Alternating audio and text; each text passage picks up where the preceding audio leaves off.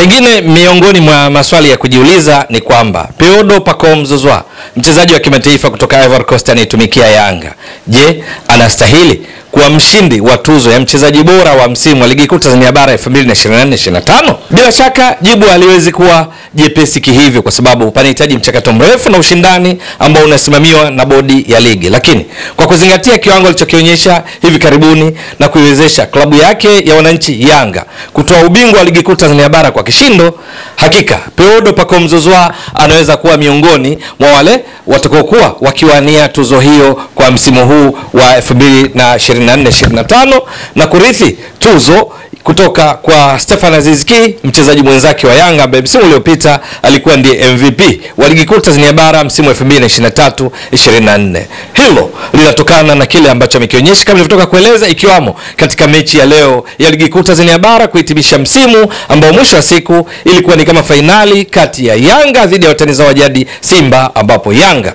wakaibuka na ushindi wa mabao 2-0, huku Peodo Pacome Zouzoua akionyesha kiwango cha juu na kufunga bao moja wapo, lakini vile vile akitoa assist, pasi saidizi ya bao lililowekwa wavuni na Clement Mzize Walidi na kuifanya Yanga iibuke na ushindi huu ambao mwisho wa siku umeiwezesha kutoa ubingwa wa Ligi Kuu Tanzania Bara kwa mara ya 4 mfululizo. Pacome alifunga bao la utangulizi la Yanga katika dakika ya 66 kipindi cha pili kwa mkwaju wa penalty, ikiwa ni baada ya golikipa wa wekundu wa Msimbazi Simba Musa Kamara kumvaa katika eneo la 18 kumfanyia madhambi ambayo mwamuzi Amin Mohamed Amin Omar, refa kutoka nchini Misri, kulazimika kuamuru mkwaju wa penalty ambao mwisho wa siku ni Pacome ndio aliyekwenda kupiga na kufunga goli zuri lilowafanya Yanga wapate bao la utangulizi. Lakini katika dakika 86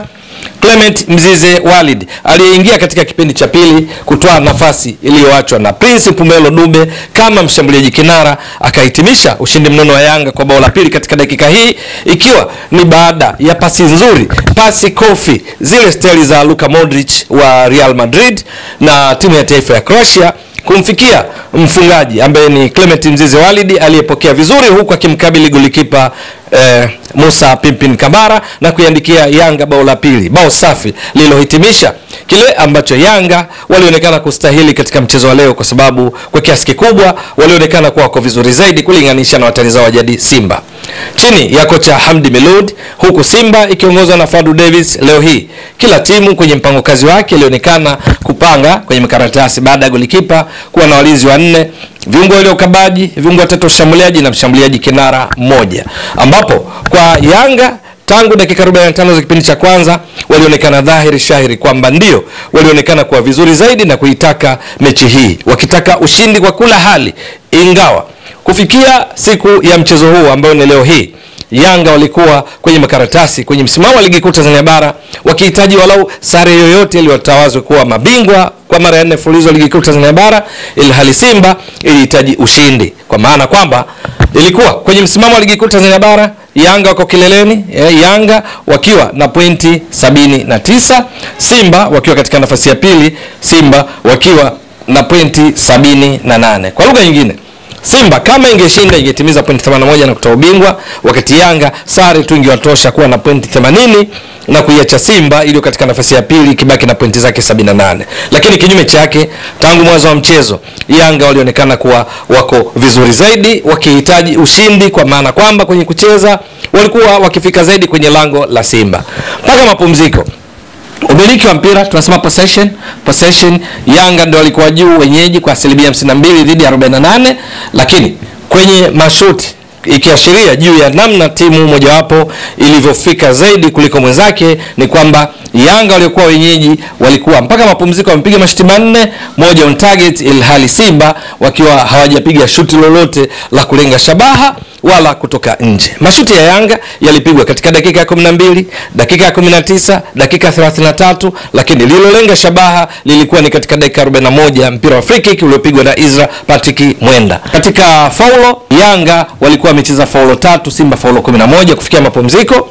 na mwisho wa siku katika kipindi cha pili, kile kilichoonekana katika kipindi cha kwanza ndicho ambacho kiliendelea katika kipindi cha pili, wakati mabadiliko kwa kila upande bado yalielekea kuinufaisha zaidi Yanga, ambayo ilifika zaidi kwenye lango la Simba kuliko Simba ilivyofika katika lango la Yanga. Ndipo Yanga wakapata mabao haya, lakini baada ya bao la pili lilofungwa na Clement Mzize Walid, Simba ndipo wakapiga shuti la kwanza katika mchezo wa leo katika dakika ya 87, likipigwa na mtokea bench Awesu, shuti lilolenga shabaha na kudakwa na golikipa Djigui Diarra. Lakini kuanzia dakika ya kwanza mpaka 86 Simba walikuwa hawajapiga shuti lolote la kulenga shabaha langoni kwa Yanga, kuashiria namna gani mechi ilikuwa. Lakini vile vile ingawa Yanga wameshinda mabao mawili, pengine kungekuwa na utulivu zaidi, lakini vile vile kungekuwa hakuna uselfish, ubinafsi katika kila mmoja kutaka kufunga katika baadhi ya nyakati, pengine Yanga wangepata mabao mengi zaidi ya haya mawili. Miongoni mwa nafasi zilipotezwa na Peodo Pacome Zouzoua katika nafasi moja wapo ambapo alikuwa na uwezo wa kutoa pasi kwa Clatous Chota Chama, alikuwa ameingia kipindi cha pili Mzize, lakini yeye akataka afunge mwenyewe, mpira ukatoka nje. Refa mwamuzi Mohamed Amin Omar kutoka Misri alichezesha vyema sana, kwa sababu hata baada ya mchezo kumalizika hakukusikika mashabiki ama mwingine yote alishuhudia pambano hili, hususan kupitia matangazo mubashara ya Azam Media, akilalamikia uamuzi wa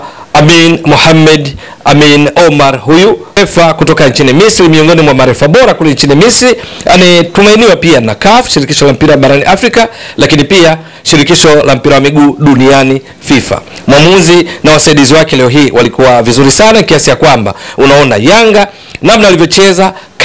kasi kila palipostahili, wakapata ushindi waliostahili wa mabao 2-0, ambao mwisho wa siku kwanza umewafanya wawe mabingwa, lakini pili umewaweka katika historia mpya kwenye ufungaji mabao kwenye ligi kuu Tanzania bara, kwa sababu mwisho wa msimamo wa mwisho wa ligi kuu Tanzania bara baada ya mechi ya leo, Yanga wamefikisha idadi ya mabao 83 yasiyowahi kufungwa tangu ligi kuu Tanzania bara ianzishwe msimu wa 1996, na hivyo Yanga kupata ubingwa kwa kishindo, kwa sababu mabao Yanga wamefunga mabao 83 wakiruhusu mabao 10, kwa ndio timu iliyoruhusu mabao machache msimu.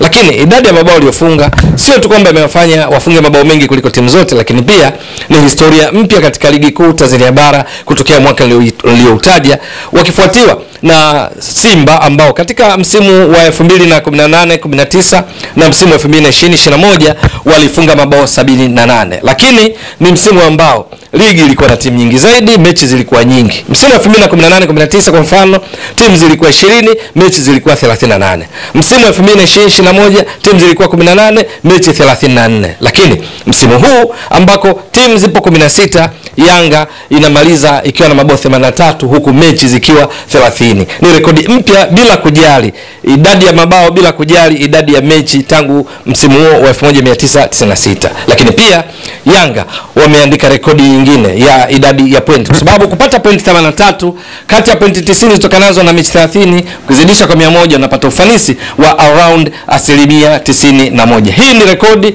kuanzia msimu wa 2010-2011 mpaka kufikia sasa. Ni kiwango cha juu mno.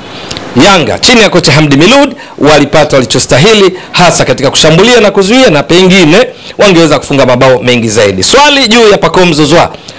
je, atakuwemo katika orodha ya wale wanaowania tuzo za mchezaji bora wa msimu? Na je, atashinda ama la? Ni swala la kusubiri, kwa sababu waliofanya vizuri wapo wengi zaidi. Bodi ya ligi na wataalamu wake bila shaka watakuja kupata mshindi, lakini ni dhahiri kwamba kiwango cha Peodo Pacome Zouzoua leo hii, kufunga kwake bao kukifanya afikishe idadi ya mabao 12, lakini wakati huo akitoa asisti 10 kutokana na asisti aliyoitoa leo hii, kumemfanya achangie mabao kwa ujumla mabao 22 kati ya mabao 83 waliofunga Yanga. Lakini ukiondoa namna hizi, namna alivyokuwa akicheza leo hii na hata katika mechi nyingine, akivutia mashabiki kutokana na uwezo wake kupiga chenga na kutengeneza nafasi kwa wenzake na pia kufunga pale palipostahili, bila shaka Peodo Pacome Zouzoua atakuwa miongoni mwa wale watakaowania tuzo ya kuwa mchezaji bora wa msimu MVP. Kwa mchezaji huyu raia raia wa Ivory Coast, mshindi wa tuzo hiyo ya MVP, mchezaji bora wa msimu katika ligi kuu ya Ivory Coast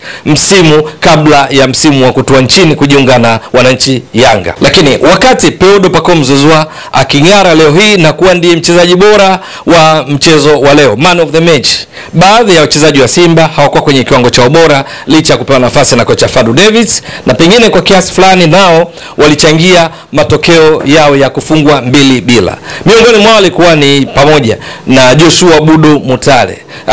aliyekuwa na matumaini makubwa kwa mashabiki wa Simba, hususan kutokana na kiwango chake alichokuwa kionyesha hivi karibuni kila mara alipopata nafasi ya kucheza. Leo hii kocha Fadlu Davids akamweka kuwa miongoni mwa wale waliokamilisha mfumo wake wa baada ya golikipa 4-2-3-1. Kwenye wale viungo watatu washambuliaji, yeye Joshua Budo Mutale ndiye alianza, nafasi ambayo mara kwa mara huanza Kibu Dennis Prosper. Lakini bahati mbaya sana kwake na kwa wekundu wa Msimbazi Simba, Joshua Budo Mutale hakuwa kwenye kiwango bora leo hii, na wala haikushangaza pale kocha Fadlu Davids alipomtoa na kumuingiza Kibu Dennis Prosper. Lakini jambo lingine ni kwamba Yanga eneo la kati walitawala sana katika sehemu kubwa ya mchezo, lakini kwa Simba eneo hilo ambalo walizidiwa wakajikuta muda mwingi mpira ukichezwa eneo lao. Matokeo yake ule uanzishaji wao mashambulizi kutokea pembeni kwa mabeki wao Shomari Kapombe, Mohamed Hussein Shabalala, hata alipokuja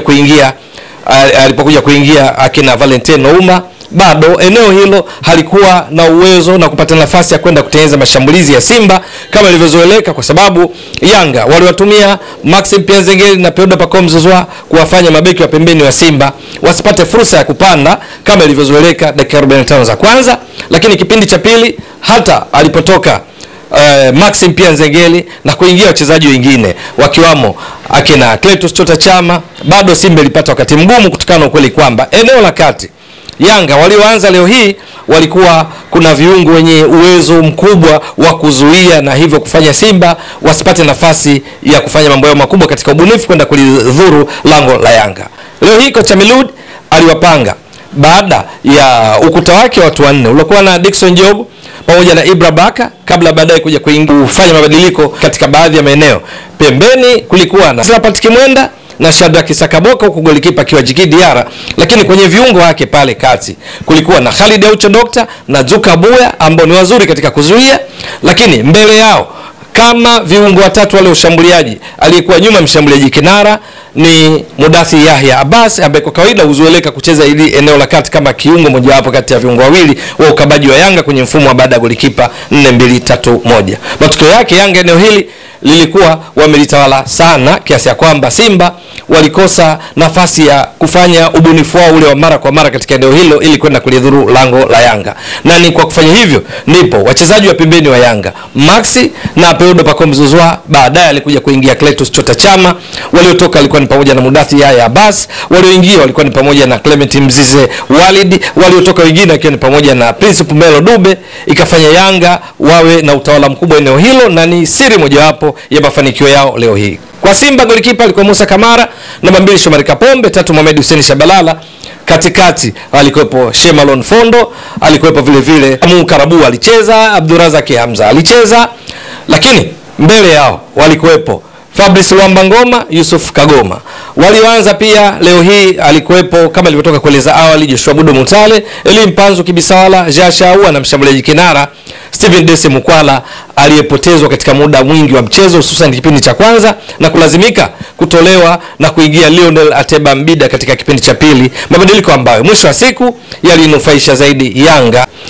Mtazamaji wa Maduge Stats Sport Next Level, endelea kuunga mkono channel hii kwa kuhakikisha kama una subscribe,